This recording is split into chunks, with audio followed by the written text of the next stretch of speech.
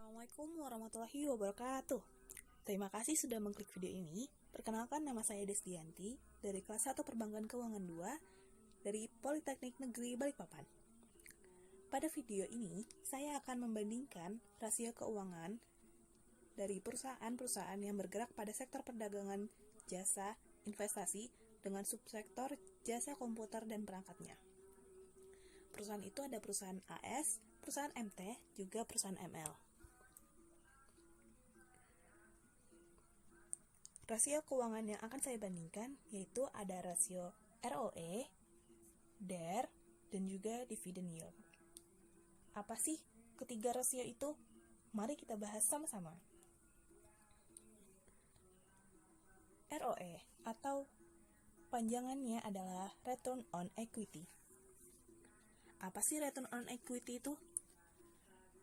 ROE merupakan rasio profitabilitas untuk mengukur sejauh mana kemampuan perusahaan dalam menghasilkan laba bersih bagi para investor atau pemilik dari investasi pemegang saham perusahaan dengan menggunakan modalnya sendiri.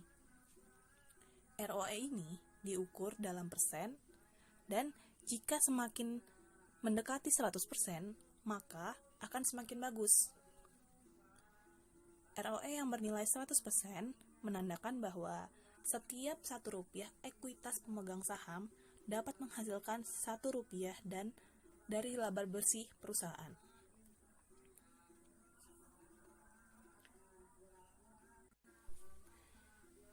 Dari perusahaan ini, yaitu perusahaan AS, saya membuka laba bersih dan juga total ekuitas yang dimilikinya pada laporan keuangan tahun 2019. Dan rumus dari ROE adalah laba bersih dibagi total ekuitas dikali 100. Maka 256 miliar 100 Maka 256.160.000 rupiah dibagi 1.497.314.500.000 rupiah dikali 100, maka hasilnya adalah 17,10%.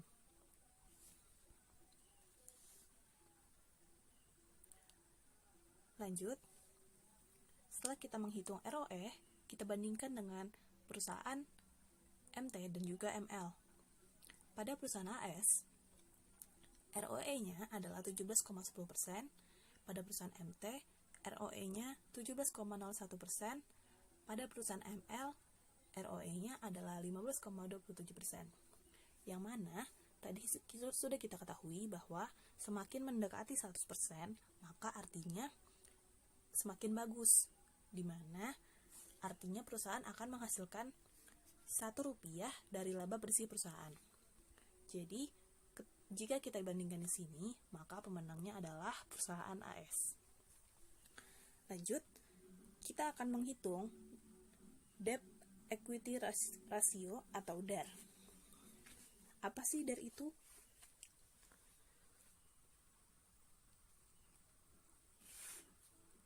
DER adalah rasio keuangan. Apa sih DER itu?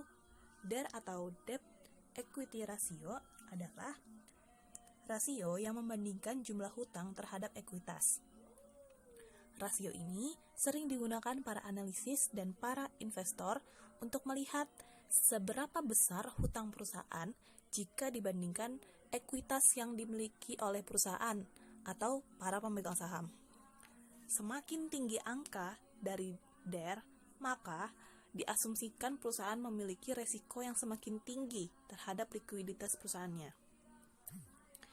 Yang mana jika DER menyentuh angka di bawah 1, artinya perusahaan memiliki hutang yang lebih kecil dari ekuitas yang dimilikinya. Oke, lanjut ke rumus. Rumus dari DER yaitu total utang dibagi total ekuitas dikali 100. Total utang yang dimiliki perusahaan AS yaitu 880 miliar 538 juta dibagi dengan total ekuitasnya sejumlah 1.497.314.500.000 rupiah dikali 100, maka hasilnya adalah 0,58, yang artinya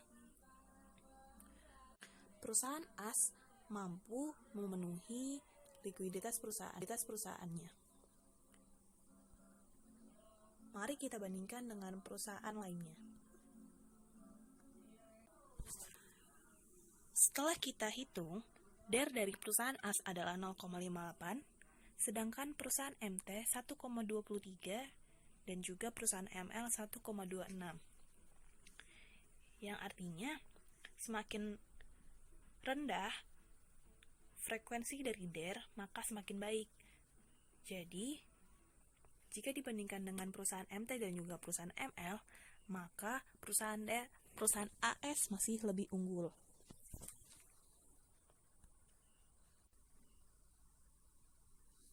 Oke, lanjut ke dividen. Dividen yield adalah jumlah dividen saham tahunan dari suatu perusahaan yang dinyatakan dalam presentasi dari harga pasar terakhir dari saham perusahaan tersebut.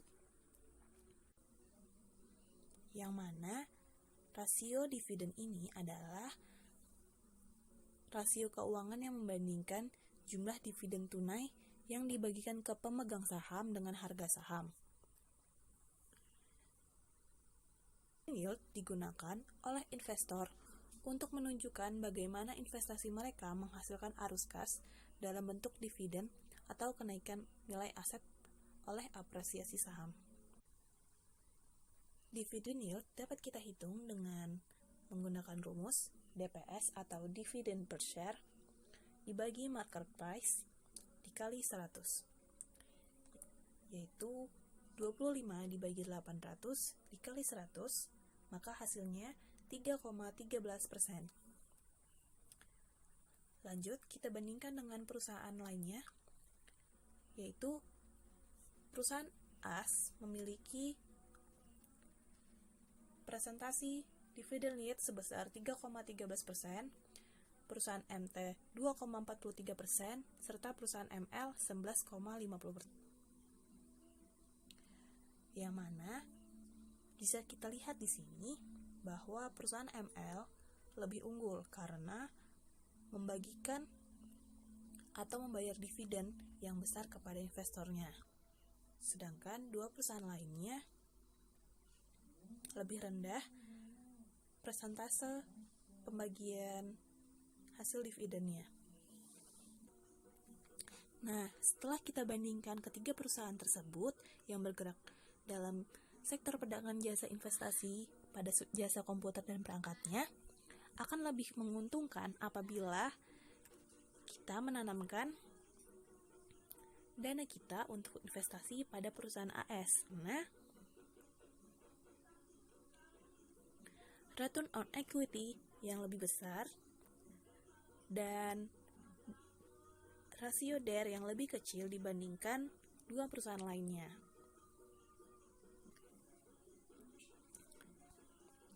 Demikianlah video perbandingan rasio keuangan perusahaan AS dengan perusahaan pesaingnya.